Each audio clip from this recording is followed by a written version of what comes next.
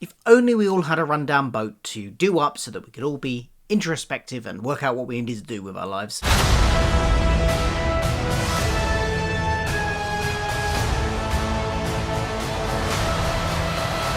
Hi, I'm Phil, welcome to my channel where I talk about all the geeky pop culture that I like to consume and enjoy, including things like Doctor Who, Red Dwarf, and the MCU. And we are coming near the end, the penultimate episode of our reviews of Falcon and the Winter Soldier. Only one more episode to go after this one. This one is called Truth, which I think is very symbolic of the themings of this. There's lots of elements that come into the truth coming out, realising the truth, your personal truth about what you need to do going forwards. It's a nice title for the theming of the episode. There are going to be spoilers, so if you haven't watched the episode, maybe go away, watch it and come back. Let's talk about it, I guess. This was, on the whole, a much more slower paced episode. We've had maybe two and a half episodes which have been quite high action, high paced, sort of very much typical MCU stuff. That's been the last couple of episodes. Now, this is clearly just before the finale, which I expect to be much more action-packed again. Taking a time to step back, look at our characters, do some of that character growth and character examination that we got very heavily in the first couple of episodes as well. Check in on them, where they've got to in terms of the issues they were dealing with back then in those first two episodes. And moving them forward to get into a place for the finale. I suspect there will be a lot of people that don't like that. I suspect there will be people that say this episode was too slow. And I can kind of see where they're coming from, but it honestly did not bother me at all. I actually quite liked having this little bit of a slowdown of the pace. Now, obviously, we couldn't slow down straight away because last episode ended on quite the cliffhanger with John Walker literally smashing a guy's head in with his shield. Or maybe his chest. We didn't see where he hit him, but he killed a guy with his shield. And this episode kicks off immediately after that. John Walker has run away from the scene, and Sam and Bucky have pursued him. And a fight ensues. This is the main bit of action we get in the episode. Kind of really the only bit of action we get in the episode. But it's really good. It's a great choreographed fight scene. We get Bucky and Sam really working together to beat John Walker and reclaim that shield, which is nice to see. It kind of mirrors the earlier first couple of episodes where, well, the second episode particularly, where they weren't really working as a team much. They were going in together on a mission, but, you know, they would go, and later on when they were in with Sharon Carter and they were arguing about which way to go when they came out of the things, the containers, that they weren't on the same wavelength. They were sort of butting heads in styles of fighting and styles of attack and things like that. Whereas here, they're much more coordinated. They work together. It shows, that they've grown as people and as colleagues. We get to see more of John's true character coming out here, because this role of Captain America seems to have really gone to his head, and the super soldier serum probably hasn't helped this. He says, "Why are you making this? Do this," before proceeding to almost kill Sam, and it's only because Bucky gets in there at the last minute. Otherwise, he would have killed Sam. He would have killed another American hero. All because he was challenging him and trying to bring him to justice for the action that he took. During the scene, he snaps Sam's wings as well, which clearly leaves Sam a bit shaken, affects him on a sort of deep level, and later on, in fact, he sort of abandons the wings altogether and just leaves them with his army friend. I've forgotten the guy's name. Topaz or something like that. Leaves him with him, so it clearly leaves Sam quite shaken. I think this was a great scene. I think for the bit of action we got in the episode, it would be a shame to not have any action. This was good. But the rest of the episode is very much character focused and focusing in on the sort of where everybody is, what their emotional state is, what the issues they're dealing with are, and how they're going to progress past them. John Walker does face justice. He's taken in front of a court of some kind, a military court of some kind, and is given a, what do they call it? A non dishonorable discharge or something like that, or I can't remember the exact wording, but it was basically, it wasn't a dishonorable discharge, but it wasn't an honorable discharge, somewhere in the middle. But one point he makes during this, which I thought was quite pertinent, was that he does lose his temper a little bit, and he shouts at the people that are judging him, "I only did what you told me to do. I only, am what you made me." I think this scene is quite important. It doesn't take away from his own guilt, but what it does do is paint the US government as culpable in this as well, culpable in his actions, which they absolutely are, because I have a feeling that had he not done this action so publicly, had he gotten rid of and killed and murdered any flag smasher in a not so public setting that wasn't such bad PR for the American government, that they would have been absolutely fine with him doing that.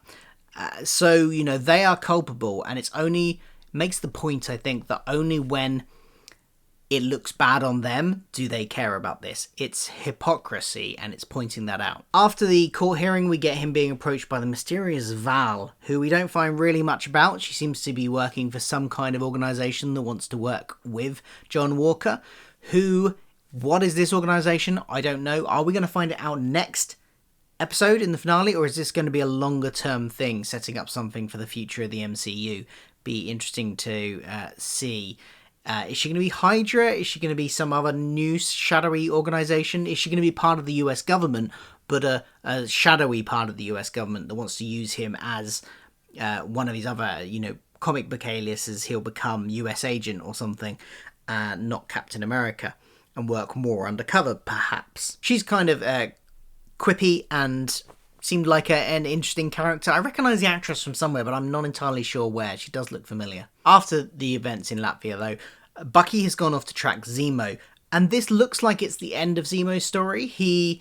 Bucky tracks him down in Sokovia at the memorial, and looks like Bucky's going to kill him, and instead he hands him over to the Dora Milaje, who say they're going to take him not back to Wakanda, but to the Raft, which, if you'll remember, is the sort of supermax prison in the middle of the ocean that they locked the sort of rebel Avengers up in back in the end of Civil War. There is a nice touching moment there where Zemo says that he holds no grudges against Bucky, and that he's taken the liberty of scratching his own name off of Bucky's list, and that Bucky doesn't, owe him anything or such. So, it feels like very much a wrapping up of Zemo's story, which is interesting because I think most of us, when we found out that Zemo was going to be in this, we thought he was going to be some kind of antagonist at some point, and really he hasn't. I mean, he's stuck. He tried to kill Carly at one point. That's the kind of most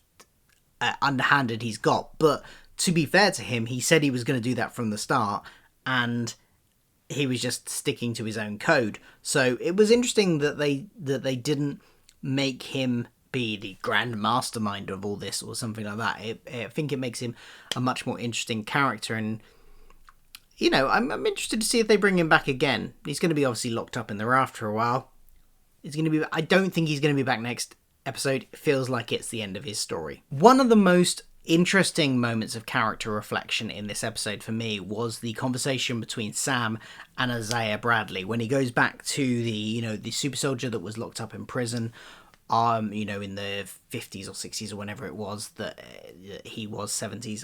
I'm not sure where the MCU timeline, but this was somebody who was used by the government because of his race, was experimented on with given the super soldier serum, and turned into a super soldier and used by the government, and then kind of discarded with the moment he questioned anything, was locked up in prison.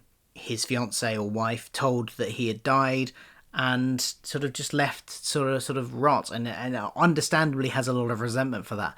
It was an interesting conversation about the role of America and American symbolism to him as a black man, and one of his lines, in fact, is "No self-respecting black man would take the shield." That might not be an exact quote, but basically, no self-respecting black man would want to be Captain America because of what Captain America represents, which Sam pushes back at a little bit because he was friends with Steve. To him, Steve is what Captain America represents, but to Isaiah Bradley, it's the repression and the injustice that he faced. That's what Captain America represents to him. And you can see that it's clearly adding to Sam's own existential crisis about whether or not he should take up the shield, because previously he wasn't taking it up. Why he gave it up in the first place was, at least what we've been told, is that he didn't feel worthy. And part of that possibly, was sort of internalized racism, possibly. But here, there's another element to it, of whether or not he should, whether or not he's betraying, what other people have gone through if he does take it up.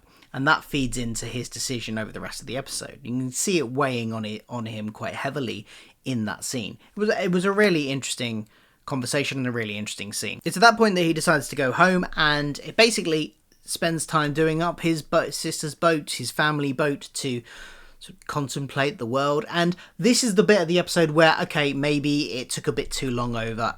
I would say most of the episode, the slow pace of it actually worked for it, but here maybe this bit took a bit too long. It was nice. There was some nice stuff in there. We got a bit more of Sam's family dynamic and how his family has fit into the community, how his mum would always feed all the the community kids and stuff like that, and therefore have built up a lot of goodwill, which he can now sort of cash in to get help from the local community doing up the boat. Bucky comes along and helps as well. There's a funny moment where he flirts with his sister, and Bucky's not Sam isn't pleased with that. But nice scenes there. You get to see the two of them bonding as well. I just think this whole boat section of it just took maybe a little bit too long. The episode, these are episodes that don't have set time limits, and this was one of the longest episodes we've had. Maybe they could have cut this down a bit. Bucky being there, though, does lead to sort of turning points for both characters. There's a conversation when they're playing around with the shield. I say training with the shield.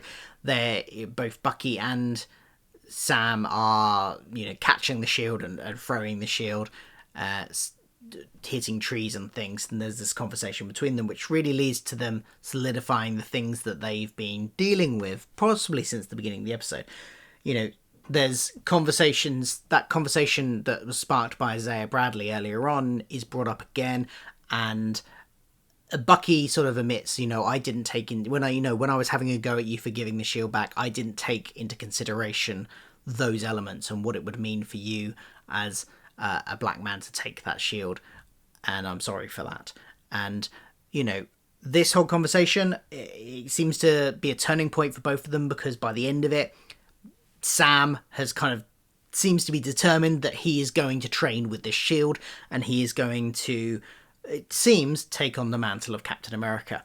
Bucky, because of presumably something Sam said to him in there about making amends and not just righting the wrongs by bringing people to justice that he helped put there, which is what we'd seen Bucky been doing earlier, but also making amends to the people that needed closure. And that ties into, obviously, the guy at the beginning that we saw him hanging out with, the old man whose son Bucky had killed at some point in the past. And the man really wants to know what happened to his son, and that's how he's going to get closure, but Bucky couldn't bring himself to do it earlier on. I suspect that the closure of Bucky's arc in this is going to be him going and admitting what he did to that man to give him that closure. And it seems like this is the turning point where he realizes he needs to do that. Sharon is in this again, and she is looking shiftier than ever this time. I'm now convinced she is the power broker. She just has to be. She makes a phone call to someone who sounds French and has a job for them. And then later on, Bartok the Leaper turns up, who is French and is the bad guy from the very first action scene in the first episode where Falcon was trying to stop him. And yeah, he turns up to Carly later on, Bartok the Leaper, with some weapons, and seems to be looking to kill Falcon. Now, whether or not that's the mission Sharon gave him, or maybe it's just a personal grudge that he's got because of what happened in the first scene, I don't know. If that's the mission Sharon gave him, to kill Sam, she has sunken even lower than I thought she was going to be, because I kind of thought she was going to be the power broker, involved in dodgy stuff, but ultimately she still seem to have this loyalty to her friends, which was Sam and Bucky, that she'd, got to know in previous movies, and therefore there was an element of loyalty there. But if this is true that she told him to kill Falcon, then maybe not.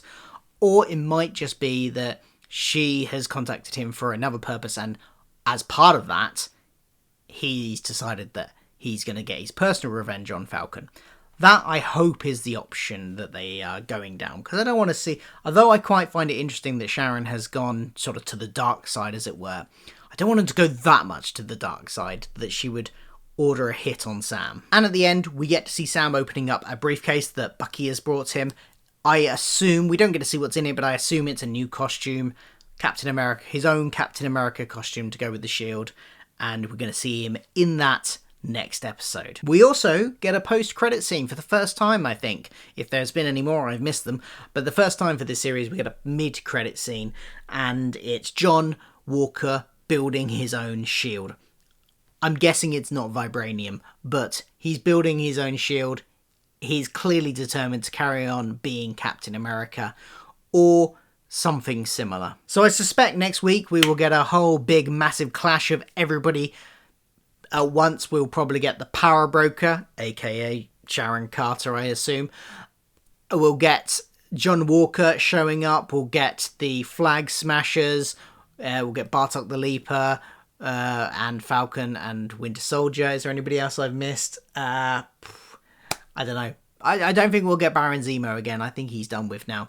But there'll probably be a clash of everyone else in there for the final episode. So overall, I thought this was a good episode. I overall liked the slower pace. I thought it was good to have that, as we've had quite a few fast-paced episodes, action-heavy episodes in the last couple of weeks. Have a nice slow one to lead us into the probably quite explosive finale. However, the boat scene took a bit too long. That's really my only criticism of the episode. I think the boat stuff took too long. What did you think? Let me know in the comments below, and I will see you again for the series finale, I assume. I don't think we're getting any more after this, of Falcon and the Winter Soldier next week, and I'll be here with a review for it. In the meantime, don't forget to check out some of my other stuff. I do content on Doctor Who. I've got a Red Dwarf review podcast on the go at the moment as well, so if you fancy a bit of sci-fi comedy, check that out as well. Thanks for watching. See you soon. Goodbye.